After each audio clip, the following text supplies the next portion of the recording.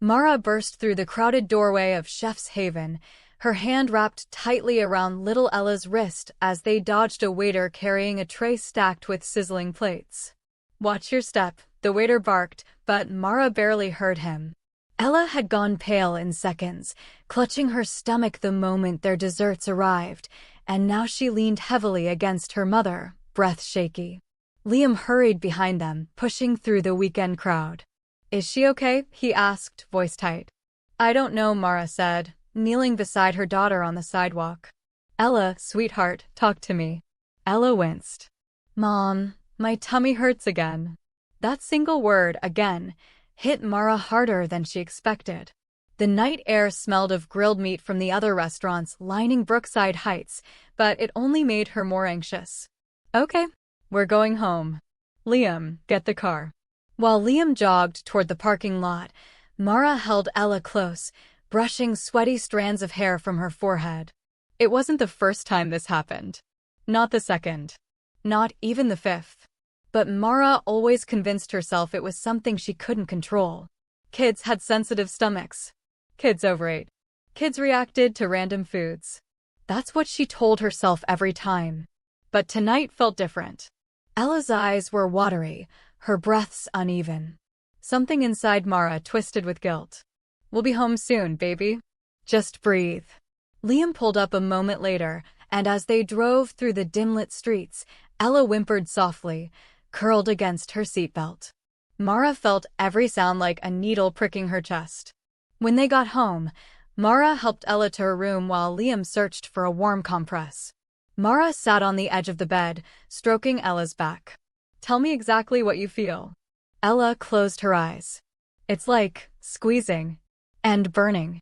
It always happens when we eat out." "I don't want to eat there anymore, Mom." Mara's heart dropped. "Why didn't you tell me it was that bad?" Ella whispered, "Because you like eating there." Mara froze. She didn't know what to say. She didn't know how to explain that she didn't really love eating there. She just loved avoiding the kitchen. Liam returned with the compress. "Here, honey." Then he glanced at Mara, his voice low. "Maybe we should cut back on restaurants."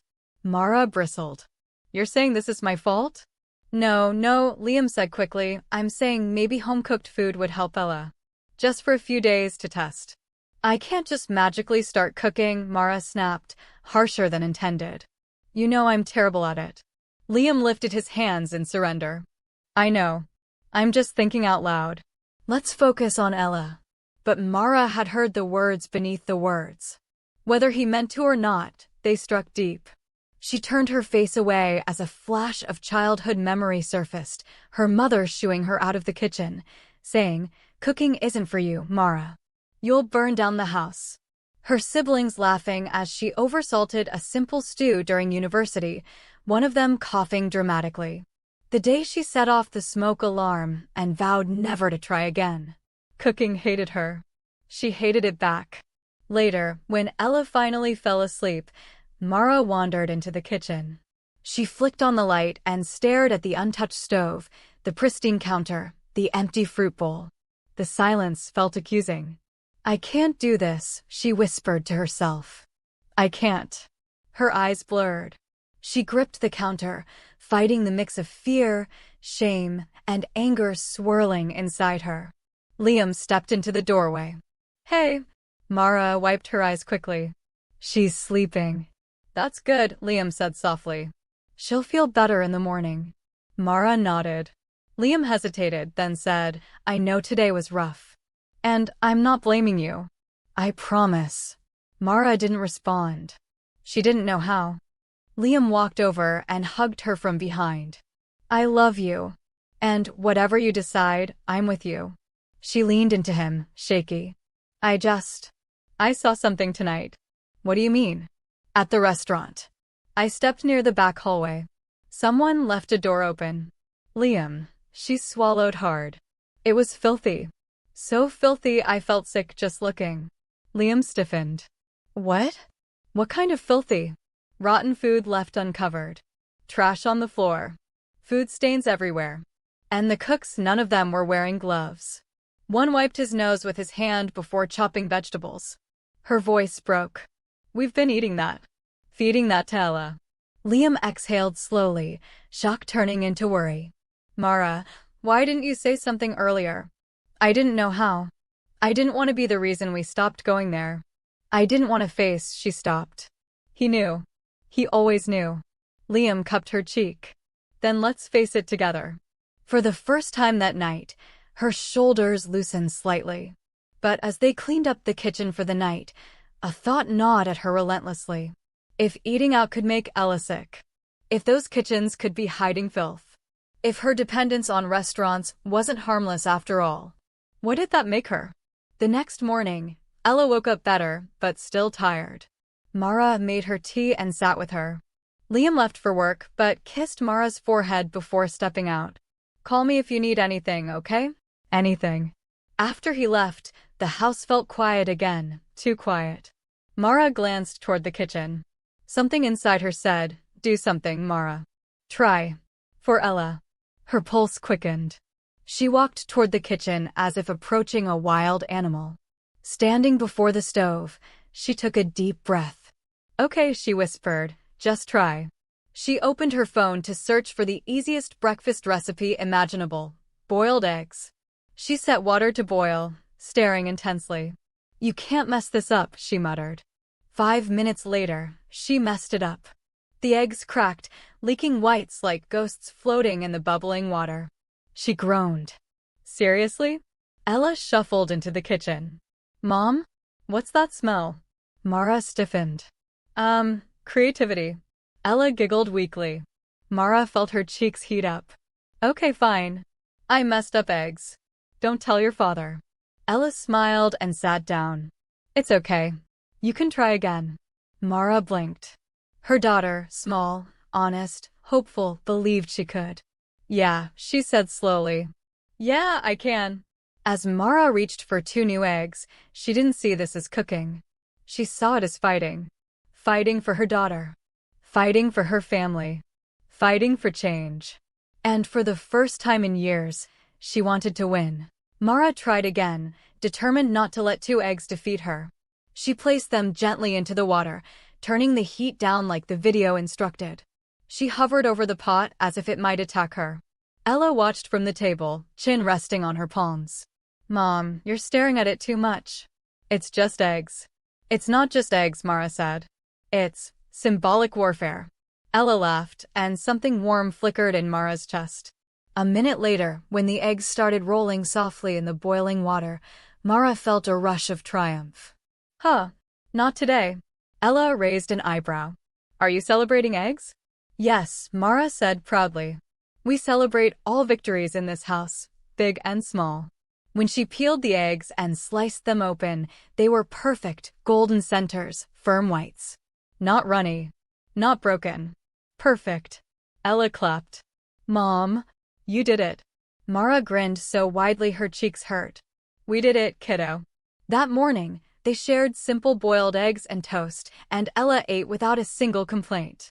Mara watched her carefully, waiting for any signs of discomfort, but Ella simply smiled and talked about school, cartoons, and a girl in her class who insisted carrots could sing.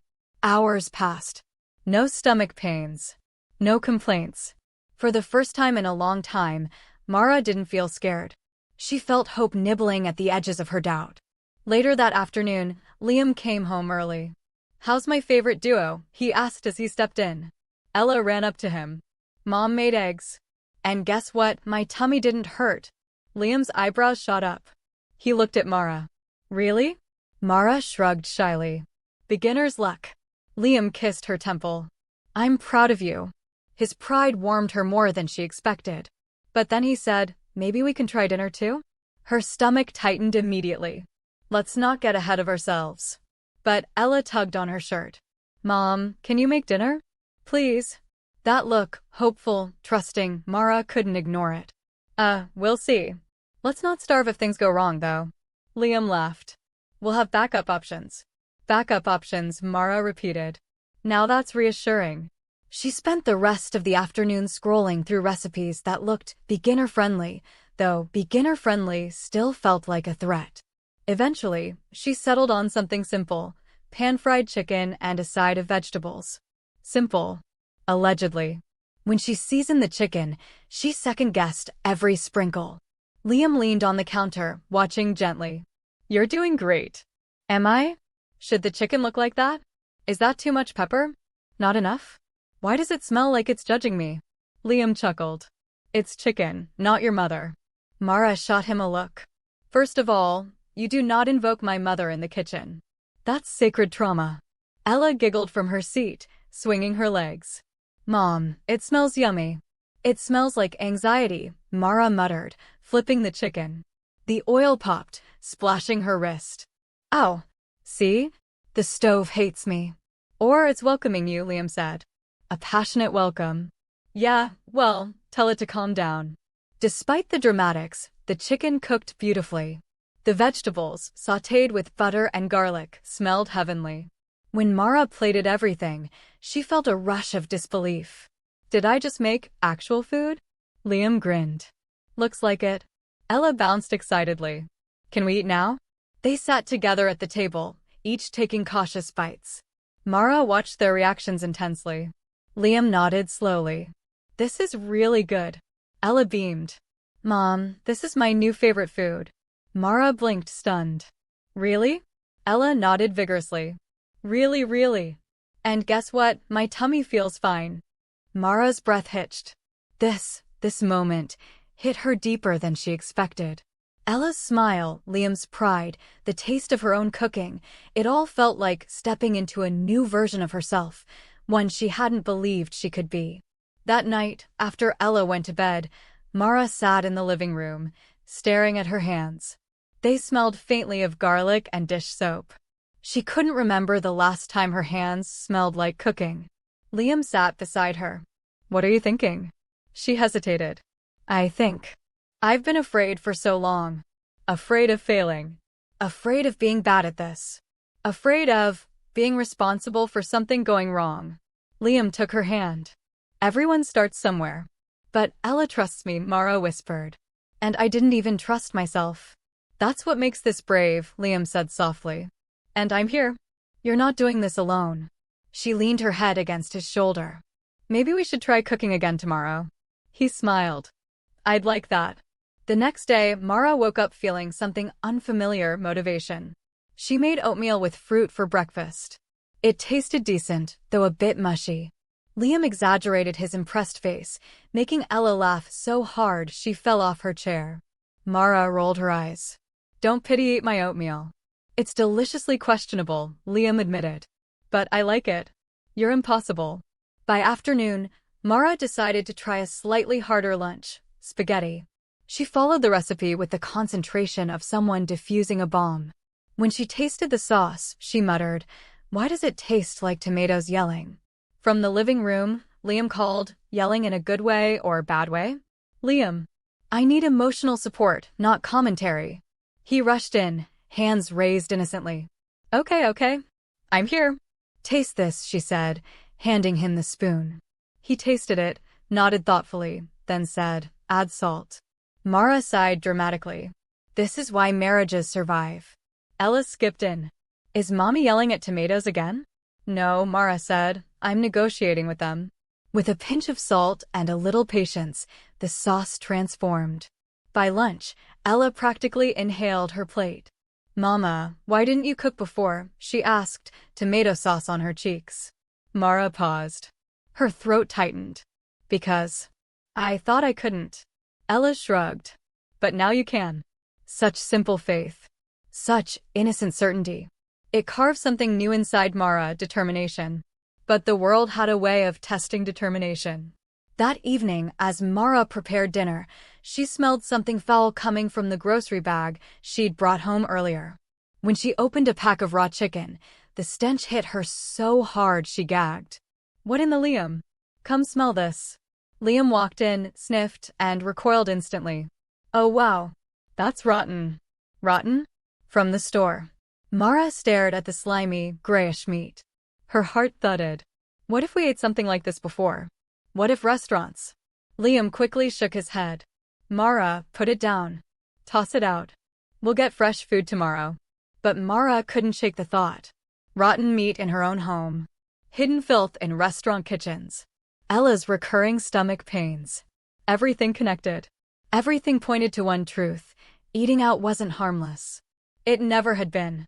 And whether she felt ready or not, her family needed her to take control. Mara dumped the spoiled chicken into the trash, but the stench clung to her hands no matter how much she washed them. She stared at her reflection in the kitchen window, breathing hard. "If this can happen here," she whispered, "what about out there? How many times have we eaten something worse without knowing?" Liam placed a hand on her shoulder. "Hey, don't spiral." "I'm not spiraling," she said, even though she clearly was. "I'm connecting dots. Dots I should have connected earlier." He looked at her with sympathy but didn't argue. He knew when Mara's mind latched onto something, she needed to follow it through. That night, she barely slept. Her mind replayed Ella's stomach aches, the filthy restaurant kitchen, the slimy raw chicken from the store. Every image fed into a storm of guilt and resolve. The next morning, she woke up early, earlier than Liam, earlier than Ella, earlier than she had woken in years.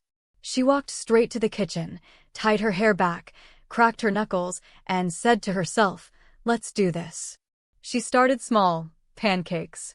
The first one burned instantly. The second folded in half. The third looked like a sad map of a country that didn't exist. Mara groaned, pulling at her hair. "Is cooking allergic to me?" Ella wandered in, rubbing her eyes. "Mom, what is that?" "Breakfast," Mara said weakly.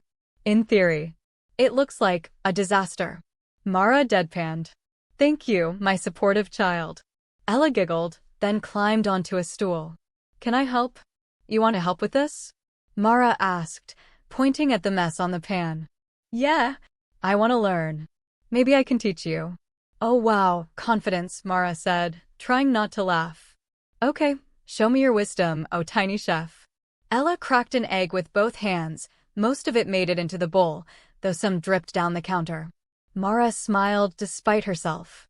Together, they whisked the batter, and the next pancake came out slightly lopsided but edible. As they made a stack of questionably shaped pancakes, Ella chatted nonstop. "Mom, when I'm big, I want to make food that makes people smile. I want to cook for my friends and my family and maybe on TV someday." Mara paused, watching her daughter glow with excitement. "On TV, huh?" "Yeah, I'll be Ella the chef. Or Super Cook Ella." Mara snorted. "You're adorable. And chaotic." Ella puffed her cheeks dramatically. "I'm powerful." Mara laughed so hard she had to lean on the counter. Liam entered moments later, drawn in by the noise. "What's going on in here?" Ella pointed proudly. "Daddy, Mom cooked. And I helped. And look, we made food that isn't trying to escape the pan." Liam ruffled her hair. "Wow, I'm impressed." Mara folded her arms. "I'll have you know I burned only one pancake today. Progress." Ella lifted a finger. "Two, actually." "Traitor," Mara muttered, but she smiled. Breakfast was imperfect but lively. Ella finished her plate with no complaints, no stomach pain, no hesitations. Mara almost cried from relief. After breakfast, Mara suggested they go to the supermarket together to pick fresh ingredients. She wanted to learn how to choose safe food, understand freshness, and actually take control of what her family ate. At the store, she read every label like a detective. Liam whispered, "Mara, you've been staring at that tomato for 2 minutes." "I'm assessing its life choices," she said without looking up. Ella reached into the pile and grabbed the prettiest tomato. "This one looks like it's smiling, Mom." Mara blinked. "Tomatoes don't smile." Ella held it up to her face. "This one does." Mara couldn't help laughing again. "Fine, we'll adopt this smiling tomato." By the time they got home, Mara felt oddly empowered. She washed the vegetables one by one, arranged ingredients neatly, and watched multiple short cooking tutorials. She didn't expect to master anything, but she expected to learn. For lunch, she attempted a simple rice and stew combination. When she chopped onions, her eyes burned. "Are onions supposed to feel like betrayal?" she cried. Liam looked up from the table. "Are you okay?" "No," Mara sniffed. "I'm being emotionally attacked by vegetables." Ella patted her arm. "Mom, onions make everyone cry. It's normal." Oh, Mara said, sniffling harder. Good to know I'm not being singled out. Despite the dramatic tears, the stew simmered beautifully. The aroma filled the house, warm, savory, comforting. Mara tasted a spoonful and froze. Oh my, it's good. It's actually good. Ella peered into the pot. Mom, you're awesome. Mara held her chest. Don't say things like that. I'm fragile. Lunch went smoothly, and again, Ella's stomach stayed calm. No pain. No nausea. Just smiles and full bellies. Every meal, every small success, mended something inside Mara she didn't realize had been broken. But with progress came pressure. The more she cooked, the more she feared making a mistake. The more she saw how healthy Ella became, the more terrified she grew of slipping back into old habits. One evening, when Mara was preparing dinner, the power went out. The kitchen went dark instantly. No, she gasped. Not now. Ella squeaked. Mom? Is it a ghost? No, sweetheart, it's the power company being rude. Liam grabbed a flashlight. We'll manage. Mara panicked. How am I supposed to cook like this? I was halfway through the sauce. We'll light candles, Liam said calmly. It'll be romantic. Romantic for you, maybe, Mara muttered, but the food cannot see me burning it in the dark. Ella held her mother's shirt. We can do it, Mom. Mara's breath trembled. She knelt beside Ella. Sweetheart, I don't want to make mistakes. Ella hugged her. It's okay if you make mistakes. You're still my mom. And I still love your food. Even the burned ones. Mara closed her eyes, inhaling slowly. That simple reassurance steadied her heart. With candles lit around the counter, she continued cooking. Shadows danced around the kitchen, but something about the flickering light made Mara feel brave. She stirred the sauce, tasted it, adjusted it, trusting her instincts more than she ever had. When they finally sat down to eat by candlelight, Liam took a bite and smiled. Mara, this is your best one yet. Ella clapped. Mom, you cooked in the dark. That's like a superhero. Mara laughed a warm, full laugh. Maybe I'm leveling up. As they finished dinner, Mara realized something profound. Cooking wasn't just about food. It was about trust, love, and taking responsibility for what went into their bodies. Something restaurants, she now understood, could never guarantee. Her transformation wasn't finished. Not even close. But she wasn't afraid anymore. And what came next would challenge her more than she expected. Over the next week, Mara fell into a rhythm, trying, failing, learning, improving. Her chopping became steadier. Her seasoning became bolder. Her confidence grew in tiny, fragile increments, like saplings pushing through hard soil. But one Friday evening, everything tested her at once. Liam came home late, shoulders tense, voice tired. He dropped his bag and sighed. Mara, I have bad news. Instantly, every muscle in her body tightened. What happened? They've announced layoffs at work. Mara froze mid-stir. What?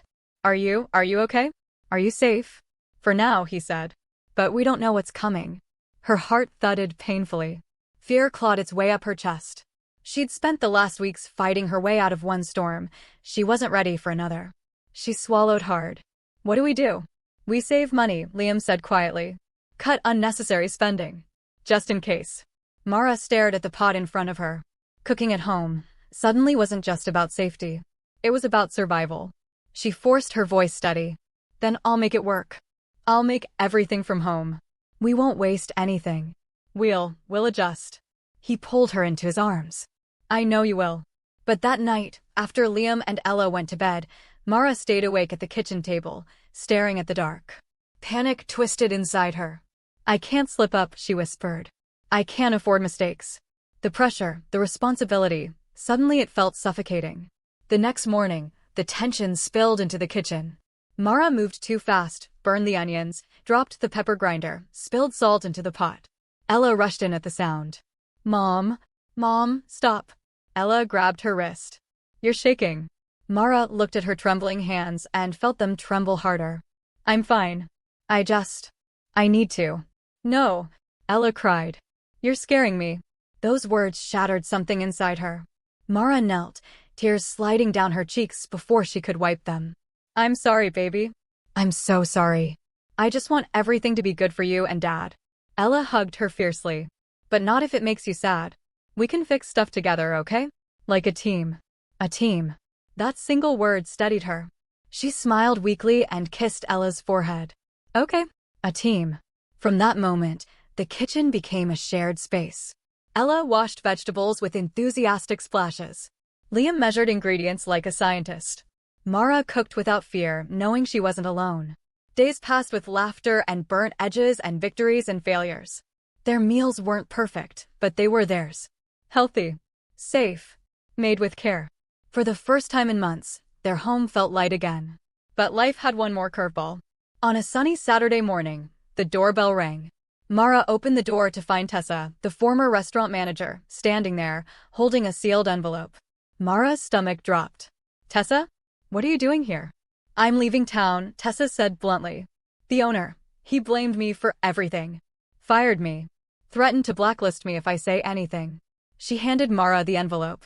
But people deserve the truth. And you're brave, Mara. I think you'll know what to do with this. Mara's hands shook as she held the envelope. What is it? Proof, Tessa whispered. Pictures. Reports. Everything the health inspector ignored. Mara felt the air thicken. Why me? Because you're the only person who came back not to yell, Tessa said, her voice breaking. You came back because you cared. Mara opened her mouth, but no words came out. Tessa stepped back. Do what I couldn't. Then she walked away. Mara stood frozen on the doorstep, the envelope burning like fire in her palm. When she finally sat at the kitchen table and opened it, her heart sank. Photos of moldy kitchen sinks. Rotting meat. Buckets of food infested with insects. Chef logs showing ignored warnings. Records of reheating food left out for hours. A folder of overlooked complaints. Mara covered her mouth, ball rising in her throat. Oh my God. When Liam returned from the store, he found her trembling. Mara? What is that? She handed him the stack. His expression darkened with every page. This is criminal, he muttered. We can't let them keep serving people. But if we expose them, Mara's voice wavered. What if they fight back? What if it gets messy? What if someone else's daughter gets sick? Liam cut in gently. Mara flinched. Ella's small voice echoed in her mind. We can fix stuff together. Mara straightened her shoulders. Okay, she said. We do this. It took hours of calls, reports, and emails. They contacted the health board, the local news, and the Consumer Protection Office. They submitted everything anonymously, but thoroughly. Within days, headlines exploded. Local restaurant shut down after unsafe conditions revealed. Former employee confirms years of cover UPS. Parents speak out. We trusted them with our families. Later, Mara watched the news with a knot in her throat, a mixture of relief and grief. It's over, she whispered. Finally. Liam wrapped his arms around her. Because you didn't give up. But the biggest moment came quietly, hours later, when Ella crawled into her lap. Mom? Yes, sweetheart. Does this mean we'll never eat at restaurants again? Mara looked at her daughter, healthy, glowing, laughing again, and felt a fierce protectiveness bloom inside her. We might someday, she said softly. But not often. And not without checking first. For now, she kissed Ella's cheek. We'll stick to home. Ella smiled proudly. Because we're a team, right? Mara pulled her into a tight hug. The best team. Weeks passed with calm routines and warm meals. The fear faded. The tension dissolved. Their home thrived with new traditions, family cooking nights, recipe experiments, flour fights, burnt toast jokes. Mara's newfound confidence blossomed into something steady and real. One evening, as Mara served dinner and watched Ella laugh with sauce on her chin and Liam teasing her about it, she felt a deep warmth settle in her chest. Not just relief. Not just pride. Peace. Homemade meals weren't just safer. They brought her family back together. And as she looked around the table, Mara vowed she would never again trade that for the false convenience of a restaurant where she had no idea what was happening behind closed doors. Cooking wasn't a chore. It was protection. Love. Connection. Something no restaurant could ever replace. The camera of this story closes on Mara smiling, surrounded by the two people she fought so hard to protect, illuminated by the simple, powerful beauty of a meal made at home. And if you're still here, still reading, still feeling something from Mara's journey, then don't leave without helping this channel grow. Make sure to like, comment, and subscribe for more powerful stories like this one. Your support keeps the storytelling alive and helps us bring more emotional, gripping lessons straight to you. Thank you for watching. And remember, sometimes the safest place is right at your own table.